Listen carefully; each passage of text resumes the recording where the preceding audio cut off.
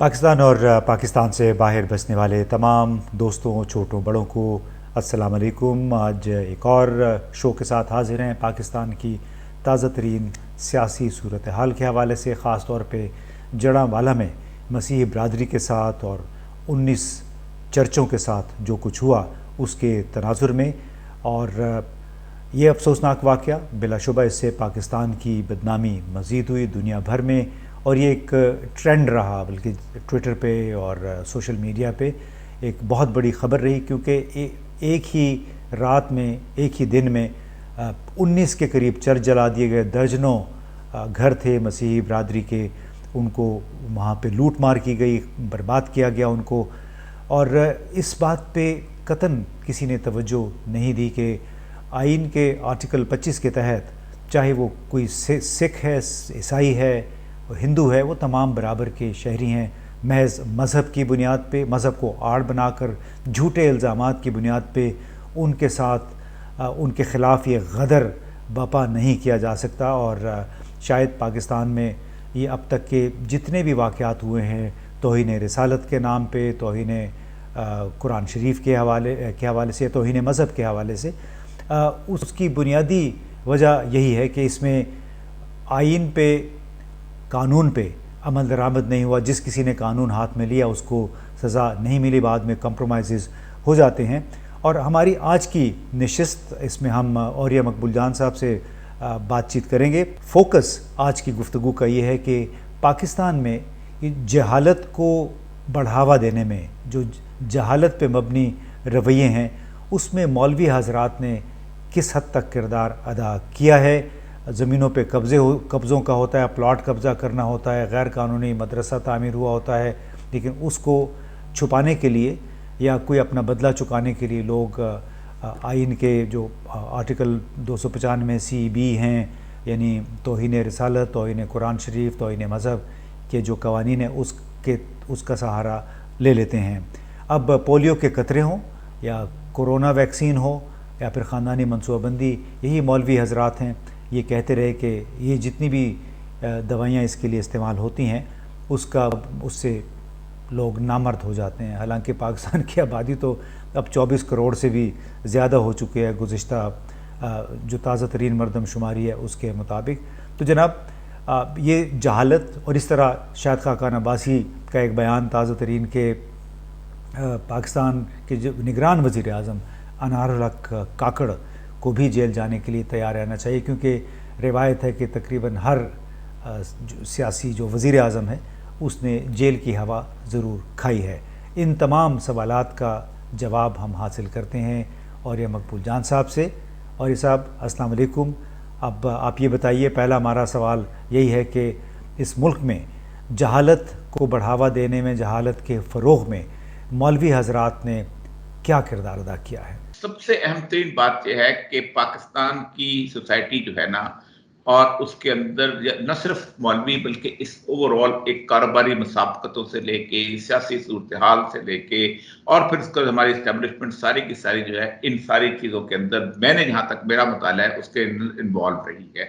और मौलवी जो है चूंकि माउथ पीस है, तो उनका खास तौर पर उनका आलाकार बनता है, और उसकी एक जहालत अपनी जगह बड़ी मुसल्लम कि उसको बिल्कुल नहीं पता होता कि वो क्या बात कर रहा है, किस किस्म की बात कर रहा है, उससे माशरे के अंदर क्या हो रहा है। आपने बात की मुख्तलिफ किस्म की इनके वाकयात की। आप खुद सोचें कि पाकिस्तान के अंदर मैं बच्चा था तो एक्सप्लॉयटेशन की सूरत हाल सबसे पहले शुरू हुई थी इंडिया के अंदर। मसलन मैंने पहला जुलूस ये देखा था कि हजरत बल के दरगाह से मुँह मुबारक चोरी हो गया, और हमने पाकिस्तान के अंदर हशर कर दिया था, जुलूस निकाल निकाल के। मैं बात कर रहा हूँ 1964-5 की बात कर रहा हूँ। और हमने कहा जी क्या बात है, और ये बल चोरी वहां पर हुआ, सब कुछ वहां पर हुआ, लेकिन हमने यहाँ अपने इमलाक जो है उनका सत्यानाश कर दिया और हिंदू को गाली रख दी। पाकिस्तान के अंदर जितनी भी माइनॉरिटीज हैं, आप सोच नहीं सकते कि वो जितनी डोसाइल हैं, दुनिया की कोई माइनॉरिटी शायद इतनी डोसाइल ना हो। ये तो एक क्रिश्चियंस है ना, ये तो फिर किसी ने तो साइजेबल मेजॉरिटी है। आप हिंदूज को देख ले, हिंदू से सिवाय मीरपुर खास के एक खास इलाके में जब तक हमारा दोस्त राणा चंद्र सिंह जिंदा था, उस वक्त तक किसी न किसी तक उनकी पॉलिटिकल रिप्रेजेंटेशन थी, वो कोई असर्ट करते रहते थे, वरना वो कहीं नहीं करते, सिवाय इस बात के कि उनके पास पैसा है और वो कर्जा देते हैं। और वो कर्जा दे, मैं आप सोचें कि मैं 1992 में जब बाबरी मस्जिद को आग लगी है तो उसके बाद मस्तूम में मैं था। आप मस्तूम में जिस वक्त वो डीसी था, तो उस वक्त जब ये लोग आए हैं, बाहर से भी आए हैं, क्योंकि मस्तूम में सबसे ज्यादा हिंदुओं की दुकानें थी, तो एक हिंदू की दुकान जो थी उससे कर्ज लोग लेते थे और उससे सौदा सलफ लेते थे। तो दुकान को उन्होंने बाद में आग लगाई, उसका जो बही खाता था सबसे पहले उसको लाके, उसको जैसे पता नहीं को क्या चीज आ रहा है, सबसे पहले उसको आग लगाई, इसमें उनका हिसाब लिखा हुआ था कि इतने इतने पैसे दे रहे, इतने पैसे देने। ये जड़ावाला वाला वाकया है। आप खुद सोचे कि इस जड़ावाला के और इसके साथ आगे गोजरा, ये पूरा इलाका, यहाँ क्रिश्चियन आबादी बड़े अरसे से और बहुत पीसफुली बहुत अरसे से रह रही है, लेकिन होता क्या है, होता यह है कि आपकी कारोबारी चश्मक और बाकी चीजें जो है वो आपको खराब करती हैं और फिर आपको आगे लेके बढ़ती हैं, और फिर आप, चूंकि वो माइनॉरिटी हैं, चूंकि आप मेजॉरिटी हैं, चूंकि आप दीन का नाम लेके आप मस्जिद के अंदर ऐलान कर सकते हैं, तो आप जो चाहे कर सकते हैं। आप सोचें कि हमारा दोस्त है वो शीरान वाला बेचारा, ठीक है जी, अब वो शीरान वाला जो है वो उसको बेच बाच के कादियानी चले गए हुए, उसने खरीदा, और न्यू टीवी के सामने उसका घर है, कई दफा मैं उसके पास गया हूं। आप दुनिया को बताएं कि शीरान भाई कादियानी नहीं है, वो बेचारा मुसलमान आदमी है, लेकिन आपने शीरान का रेस्टोरेंट आग लगा दी। आपने आपके मुकाबले मुसाबकत में आपका लेस का वो आया, आप क्या नाम है, चिप्स आए, चूंकि उन्होंने जबरदस्त किस्म वो बड़े वाले थे, वो मार्केटिंग, आपने उसके अंदर से चीजें निकालनी शुरू कर दी। इसको असल में 3-4 फैक्टर्स मिलके, और फिर पाकिस्तान के अंदर इस तरह की जो मुसाबकत है, इस तरह की जो लड़ाई है, इसका फायदा होता है एस्टेब्लिशमेंट को। और एस्टेब्लिशमेंट, मैं तो अपनी 32 साल तजर्बे समझता हूं कि एस्टेब्लिशमेंट ने इन रोड्स बना ली हुई हैं, और उन इन रोड्स के जरिए वो प्ले करते हैं, और इन रोड्स उन्होंने मीडिया में भी बनाई हैं, इन रोड्स उन्होंने इसमें भी बनाई हैं, अपने इन सारे मामला के अंदर भी बनाई। और आप खुद सोचें, मैं हैरान था, आई वाज जज सेक्रेटरी हेल्थ, और मैं पोलियो वैक्सीन जो है इसकी खरीदारी के उसके अमल के अंदर मैं I was the lynch pin होता है। आप सोचें कि इसका सारा इशू जो है ये मगरब से उठा है, पाकिस्तान से नहीं उठा। एक बंदा था, उसका नाम था रेमंड फ्रांसिस, ये उनका वो प्रोग्राम था, ये उसका उनका प्रोजेक्ट, उनका उनका अमेरिका का बड़ा मशहूर प्रोजेक्ट था टू एंड द डिजीज, उसका डायरेक्टर जनरल।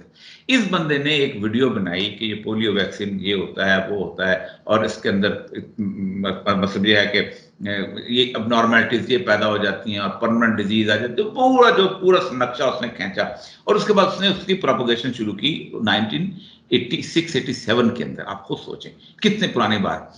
ये जो फूड फॉर थॉट मिलता है ना, ये इस किस्म की कॉन्स्पिरेसी से मिलता है, उसको उठा के अब यहां पर अब हो क्या रहा है, पोलियो वैक्सीन जो है ये तैयार करता है NIH, national institute of health. अब नेशनल इंस्टीट्यूट तैयार करना चाहता है, लेकिन उसकी परमिशन गुज़िश्ता 25 साल से उसको नहीं मिल रही। क्यों? क्योंकि बिल गेटी फाउंडेशन में आपको देता है पैसे, और पाकिस्तान का ब्यूरोक्रेट इतना तेज है कि उन्होंने उसको पाकिस्तान के ऑडिट सिस्टम से निकाल के कहा है WHO को तुम खरीदो। यहाँ एक होते थे मिस्टर बिले, वो उस्मालियन था, वो गुज़िश्ता 12 साल से यहाँ पर WHO का हेड था, क्योंकि इन्होंने उससे कमीशन लेनी होती थी। मजे कर रहा था वो भी जी, वो खुद भी मजे कर रहा था। जा अच्छा, वो खरीदता है इंटरनेशनल के, और वो पैसा जो है ना सारे जहां जितने भी लोग होते हैं उनको देता है।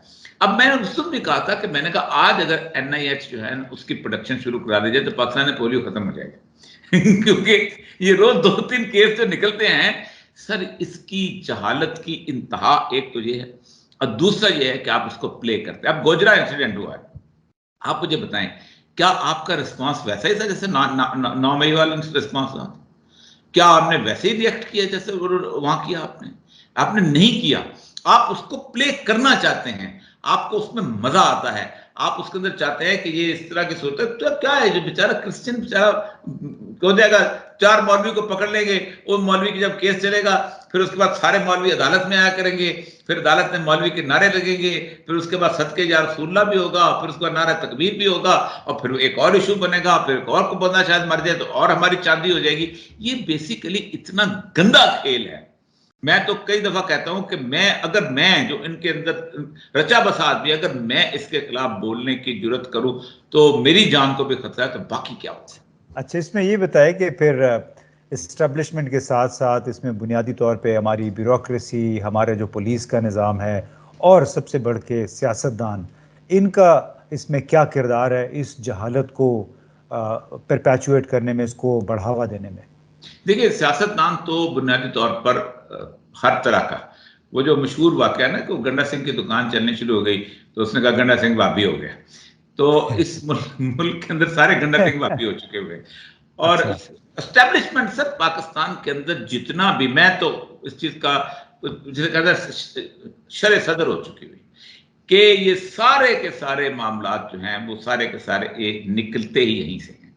आप मुझे बताइए, आज पाकिस्तान के अंदर कोई मीडिया हाउस, पाकिस्तान के अंदर कोई मौलवी, पाकिस्तान के अंदर कोई शख्स ऐसा है कि जो 9 मई के खिलाफ गुफ्तगू कर सके? वाकई आपने भेज दिया ना सारा कुछ।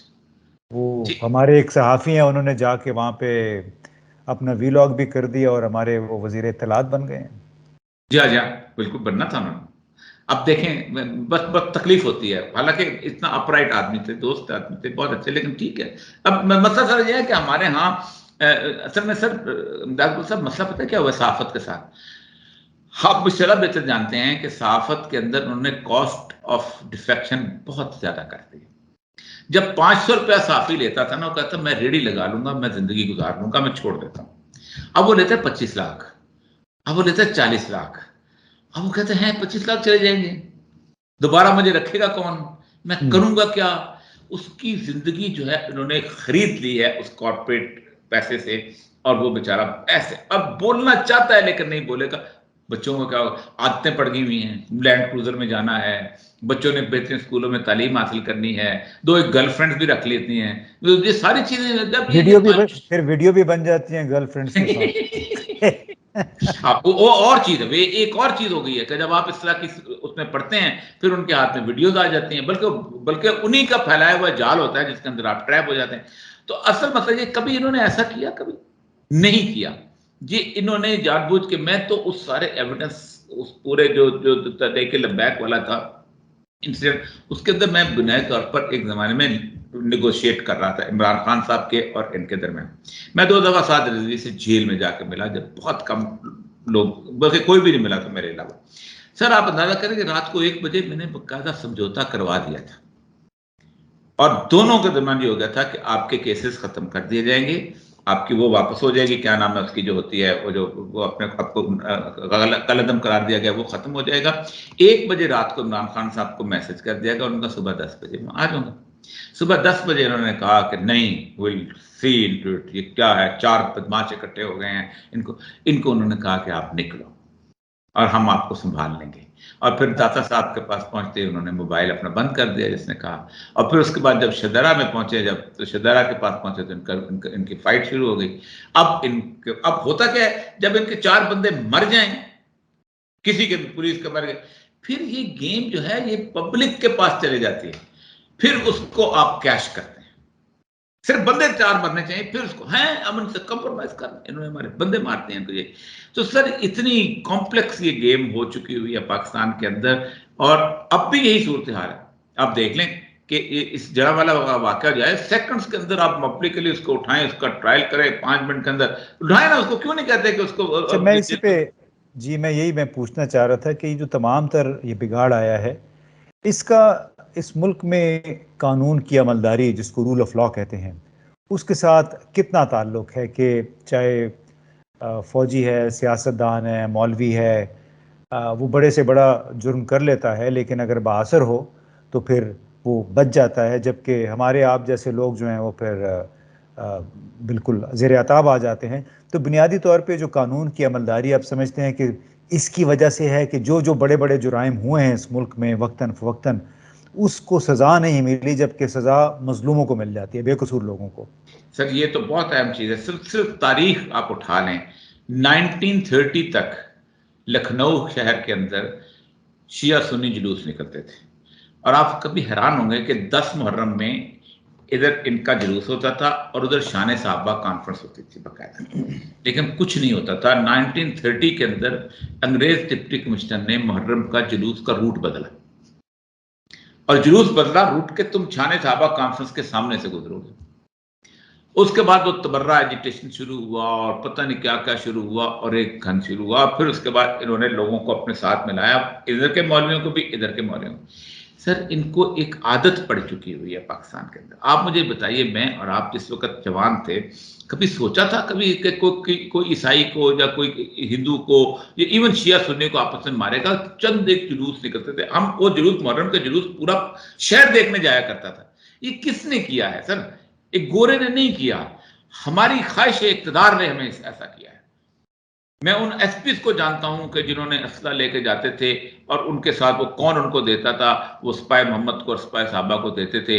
एक को वो पकड़ाते थे वहां जाके, क्या नाम है, ठोकर न्याज बेग के अंदर, और अच्छा। दूसरे को जाके पकड़ाते थे जंग के अंदर। मैं जानता हूं उनको साथी तौर पर, उनको एक सकता उनका भाई जो है आज भी इस्लामाबाद में रहा। असल मसला ये है कि तुमने किया क्यों यार? तुमने किन लोगों की गर्दनों के ऊपर, खून के ऊपर तुमने अपने इक़्तिदार का माल बनाया? सिर्फ इसलिए कि हम आएंगे तो अमन हो सकता है, हम नहीं होंगे तो तुम्हारी ऐसी की तैसी, तुम अमन कायम करके दिखाओ इस मुल्क के अंदर। अच्छा, ये जो आपने अभी बात की है, इससे मुझे मार्टिन लूथर किंग, जो अमरीकी जी हाँ। स्याफाम राइट्स एक्टिविस्ट थे, Yes. उन्होंने, उनका एक कोट था जो कि फैसल बारी साहब ने 2 दिन पहले डॉन अखबार में दर्ज किया है। उन्होंने कहा कि तारीकी महज रोशनी से ख़त्म हो सकती है, नफ़रतें महज मोहब्बत से ख़त्म होती हैं। मौजूदा हालात में भी अगर किसी का ख्याल है कि तारीकी का ख़ात्मा हो जाएगा तारीकी के साथ, तो ये महज खाम ख्याली है। तो वाकई इतनी तारीकी है कि जिसके वजह से सर, मैं, हम। आप अंदाजा करें, आप शायद गए हों उसमें मेम्फिस में, जहाँ उनकी वो होटल है जिसमें उनको बेचारे को मारा गया था, और वहाँ वो कमरे के ऊपर फूल सा लगाया हुआ है, तो उसके नीचे सामने एक खातून बैठी हुई थी, और उसने कहा, सिविल राइट म्यूजियम कहते हैं उसको, जो जगह बनाई है जी। उन्होंने, तो उसने कहा कि the civil rights of United States are in the museum for the last so many years. अच्छा। तो बड़ा मुझे मजा आया, 22 साल से उस फुटपाथ पे बैठी है, 22 साल से बैठी। मैं 96 में गया था, 22 साल से बैठी हुई थी। तो मैंने उसे ना शायर का ना वो एक शेर लिख के दिया, उर्दू तर्जमा करके अंग्रेजी में, कि इन शहनशाह ने दौलत का सहारा लेकर हम गरीबों की मोहब्बत का उड़ाया है मजाक। आप सोच सकते हैं कि उस समय, आज भी वैसे अमेरिका में उतनी तारीकी है, हमारे यहां भी उतनी तारीकी है। उसकी वजह सिर्फ एक है कि ये तारीकी कुछ लोगों को फायदा देती है। कंपेन सिर्फ देख लेना उसकी, ट्रंप की, तो आपको उस तारीकी का ट्रंप ने कितना फायदा उठाया। उसने कहा, एक वहां मैं खातून से मिला, एलिजाबेथ बेटी जोन्स। ये खातून जो थी, she was a columnist in New Yorker, but she has a career of 27 years and ascot. अच्छा। तो उसने कहा, मैंने अमेरिकी मर्द को जितना करीब से देखा तुम्हारा बाप नहीं देख सकता। तो एक बात मैं आपको बताऊं कि अमेरिका में प्रोटोटाइप इमेजेस हैं। Every Muslim is a terrorist, every Spanish is an illegal immigrant, every black is on the welfare, और इस तरह every Christian is a Bible pusher। उसने कहा ट्रंप ने इसका फायदा उठाया। उसको पता था कि 80% प्रोटोटाइप इमेज के अंदर वो रहते हैं, और वो करता वो कर, और उसका फायदा, ये गलत बात है कि ट्रंप जो था एस्टेब्लिशमेंट का आदमी था, एस्टेब्लिशमेंट का था, और उन्होंने जो उससे काम लेना था उन्होंने लिया, उन्होंने अमेरिका। हमारे यहाँ भी यही है सर, हमारे यहाँ हर वो बंदा जो कि इस तरह की जो सूरत है, इनको ये दुरुस्त करना नहीं चाहते। ये आप खुद सोचें, मैं कभी कभी हैरान होता हूँ दाग बोले साहब, 1949 में प्रावडा आया है, 48 में आया, बल्कि इनके ऊपर हम तफ्तीश करेंगे करप्शन की, पॉलिटिशियंस के ऊपर। जबकि पॉलिटिशियन का मसलन चट्टा साहब होते हैं, कहते सेल्डम में पॉलिटिशियन वाज करप्ट। हमारे साथ गरीब ग्रुप लोग मुस्लिम लीग के टिकट पे आए हुए थे, हम उनको परमानेंट सेक्रेटरी लगाते थे ताकि उनके घर का खर्चा चल सके। अच्छा। मतलब ये सूरत है। भुट्टो तक 1977 तक पॉलिटिशियन करप्ट नहीं था। बहुत और कुछ हो सकता है। जिस घर में मुस्तफा खर गया था वहीं से वापस आया, जिस घर से कौसर न्याजी गया था वहीं आया, जिसमें नेफना में गया था वहीं वापस आया। कोई मिले, कोई जायदादें नहीं बनी। तो ज़ियाउल हक साहब ने जब एमपीए फंड शुरू किया है तो उन्होंने एक खास किस्म की करप्शन जो है उसका इंजेक्शन लगाया है पूरे पॉलिटिकल सिस्टम के अंदर। तो असल नफरतें जितनी भी हैं इस वक्त पाकिस्तान के अंदर, ये नफरतें प्लांट की गई एडमिनिस्ट्रेशन के अंदर खास तौर पे। और होता क्या था, जिसको पकड़ते थे वो एक और बंदा होता था, जिसको पकड़ते थे इसका और का बंदा होता था, और ये अपने एसेट्स बनाते हैं सब, और हम्म। उसी एसेट्स ने पाकिस्तान के एसेट को तबाह कर दिया। मैं एक्चुअली अब हमारी गुफ्तगू तवील हो जाएगी, मैं पुलिस के हवाले से ना हम एक नशिस्त करेंगे, ठीक क्योंकि वो भी माशाल्लाह आपके लिए काफ़ी उन्होंने मसाइल खड़े किए होंगे जब है। आप अपने एक्टिव सर्विस में थे। जो नफ़रतों की बात हुई और जो बिल्कुल ऑक्टोपस की तरह एक हिसार में है पाकिस्तान, तो शाहिद खाकान अब्बासी जो हमारे साबिक वज़ीर आज़म हैं, उन्होंने एक 2 रोज़ पहले बड़ी दिलचस्प बात कही कि अनवारुल हक काकड़ को भी जेल जाने के लिए तैयार रहना चाहिए, क्योंकि यहाँ पे हर वज़ीर आज़म जेल गया है। तो आप आपने पढ़ी है ये बात? अगर अनवारुल हक कहे कि अनवारुल हक काकड़ जो है ना, उसका बेस कोई नहीं है, इसलिए उसको जेल नहीं जाना पड़ेगा। वो जेल नवाज शरीफ का बेस बन गया था, इसलिए वो जेल चला गया। जुल्फकार अली भुट्टो का बेस बन गया था। अनवारुल हक काकड़ जिस इलाके से ताल्लुक रखता है, वहां अनवारुल हक काकड़ इलेक्शन नहीं जीत सकता। वहां पर ट्राइबल बेस है, ट्राइब सारी सूरत हाल है। अगरचे के अनवारुल हक काकड़ मेरा दोस्त है, उसके वालिद मेरे दोस्त होते थे बहुत अच्छे, लेकिन असल मसला, और बहुत टैलेंटेड आदमी है, एक्सप्रेसिव है, गुफ्तगू बड़ी खूबसूरत कर लेता है, इंटरनेशनल उसको उसको पढ़ा लिखा है, बाकी हर चीज मेहनत करके पढ़ लिख के आगे बढ़ा है। हमारे जमाने यूनिवर्सिटी में जहाँ सोशियोलॉजी में पढ़ता होता था, नजीन आदमी है, उसको बिल्ड किया जा सकता है। लेकिन बिल्ड करने के लिए पहली बात तो यह है कि आप इतने बड़े तूफान को क्रॉस करना पड़ेगा, और जो है the popularity of Imran Khan. Nawaz Sharif के मुकाबले में कोई बुत नहीं था मुकाबले पे।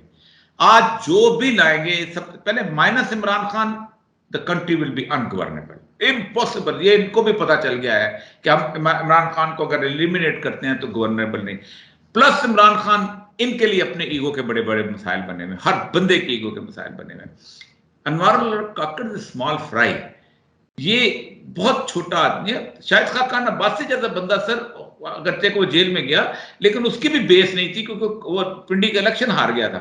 उसको भी भीख में सीट दी थी उन्होंने जी। आके लाहौर शहर की, तब जाके तो अनवार, वो तो उसकी तो फैली तौर पर जेल में गया था क्योंकि नवाज शरीफ के साथ था। नवाज शरीफ की बेस उन्होंने स्टैब्लिश कर दी थी, 2/3 मेजोरिटी ला के, सब कुछ करके, हर चीज बहुत मेहनत की गई। नवाज शरीफ पे जितनी मेहनत की है, पाकिस्तान में किसी सियासतदान पे एस्टेब्लिशमेंट ने उतनी मेहनत नहीं की। और बार बार ये उनकी उसकी मोहब्बत में गिरफ्तार हुए हैं, बार बार उसको लेके आए हैं, बार बार वो साथ चलता रहे, सब कुछ करता रहे। उसको अब खता जाके उसकी इनकी बनाई हुई बेस उसकी खत्म है, अब जाके खत्म जी। है, और अच्छा, बड़ी उस तकलीफ। मैं उसी अच्छा है कि आपने ये बात कर दी कि जो बेस उनकी अगर ख़त्म हो गई है, माशाल्लाह पीडीएम के जो 15-16 महीने थे, उसमें शहबाज शरीफ साहब ने बड़ा कलीदी किरदार अदा कि आगे आगे रहे, कहें कि मैं आंखों का तारा हूँ, तो बड़े मुझे फ़ख्र है आंखों का तारा होने पे। ये आखिरी मैं सवाल कर रहा हूँ कि केस अभी सुप्रीम कोर्ट में खुल रहे हैं दोबारा, मरियम नवाज़, राना सनाउल्लाह और आहद चीमा के खिलाफ। ये ब्रॉडशीट जो कंपनी थी उसकी इस्तदा पे अब सुप्रीम कोर्ट ने 22 और 23 की तारीख भी रख दी है उसमें ये सुनने के लिए। अब क्या सुप्रीम कोर्ट जो इंसाफ के तराजू हैं, उसके इंसाफ के तराजू के पलड़ों को कोई बराबर करने की कोशिश कर सकती है, वो ख़ास तौर पे उन 15 महीनों के पेश नज़र जो कुछ फिर 2 महीने के दौरान हुआ है पीटीआई के साथ, इमरान खान के साथ? ये आखिरी गलती कर रहे हैं अपने लिए। ये बेसिकली पब्लिक के सामने अपने आप को ऑब्जेक्टिव और गैर जानबदार साबित करने के लिए ये बाकी पार्टियों पर रगड़ाई करेंगे। मुझे आज से तकरीबन 1 महीना 1.5 महीना पहले जो कंसर्न अथॉरिटी थे, जो सारे बरखुरदार रहे हुए जो एफआईए में है, बाकी उन्होंने कहा हमें केसेस दे दिए गए हैं, अच्छा। और हमें कहा गया है कि ये इनके ऊपर आपने पूरी तैयारी करनी है, और आप जैसे ही ये निकलेंगे हमारी तैयारी मुकम्मल हो चुकी होगी। एक तो ये है कि ये अब होगा क्या, ये असल में अपने आप को समझते हैं कि लोग जो हैं, इससे होगा ये कि कहेंगे जी इमरान खान के साथ भी ठीक हुआ है, अगर इनके साथ हो रहा है, इनसे ज्यादा ऑब्जेक्टिव आदमी कौन हो सकता है। इनको ये पता नहीं है कि ये जो अब रेत की बोरियां इन्होंने अपने सामने रखी हुई है ना, ये जितने भी हैं, मेरे दोस्त हैं, अनीक मेरा दोस्त है, दुलंगी साहब से दोस्ती तो नहीं, लेकिन उनका मैं रिस्पेक्ट कर, बड़े अपराइट अफसर थे, मैं जब इंफॉर्मेशन में था वो उसमें थे, रेडियो पाकिस्तान में थे, ठीक है। ये जो जितनी भी रेत के एनवायरल काकड़ हो जाए, बाकी ये इनमें सुराख हो चुके हुए हैं, और इनके पीछे से बंदे नजर आते हैं कौन है। देखिए ना, अब पहले तो शहबाज शरीफ आपके लिए गाली खा लेता था, अब लोग अनवर को गाली देंगे, अब आप मुर्तज़ा सुलगी को गाली देंगे, अब वो आमिर मीर को गाली देंगे, मुसन्नफ को नहीं देंगे भाई, लोगों को पता चल गया हुआ है। तो ये अपने खिलाफ पर्दे एक गिर और चुके। महाज खड़ा करेंगे और उनकी जो एनल्स के अंदर जो 4 लोग रह गए हैं, जब वो पेशियां भुगतने आएंगे, जब वो मरीम नवाज के साथ आएंगे, तो उनकी नेचुरल जो है ना, उनकी हमदर्दी जो है ना उनके साथ होती जाएगी और वो वापस एक सूरत। ये बहुत बड़ी गलती कर रहे हैं, इनको इलेक्शन कराना चाहिए, let the politician rule this country, और वो एक दूसरे को जिसने जो जुत्म पेदार करना है खुद करें, तुम पीछे हट जाओ, खुद ठीक हो जाएंगे। चलिए जनाब, बहुत बहुत शुक्रिया एक और दिलचस्प नशिस्त का, और आपके साथ बहुत जल्द हम पाकिस्तान के जो कानूनी मामलात हैं ना, वो जैसे इकोनॉमिस्ट मैगजीन है, उन्होंने उनके टाइटल उन्होंने ये दिया कि इमरान खान के कानूनी मसाइल, legal battles of Imran Khan. तो फिर वो मैंने एक ट्वीट में लिखा कि क्या ये वाकई ये कानूनी मसाइल हैं? यानी देखिए ना, वो भी कितना एक लिहाज से मुतासबाना एक नुक्ता नज़र है कि ये लोग उसको भी, इन 200 केसों को भी वो कानूनी बैटल का रंग दे रहे हैं, हालांकि सबको इस मालूम पे है कभी करें कि जो वेस्ट है ना, ये इसकी जो बायसनेस है ना मुख्तलिफ मुल्कों के हिसाब से, ये बहुत इंपॉर्टेंट है सर। जो जी इंशाल्लाह, जिसको चाहते हैं हीरो बना देते हैं और जिसको चाहते हैं विलन बना देते हैं, और हम भी विलन मानना शुरू हो जाते हैं। बस वो इस पे इंशाल्लाह अगली नशिस्त करते हैं। इंशाल्लाह सर। बहुत बहुत शुक्रिया जी।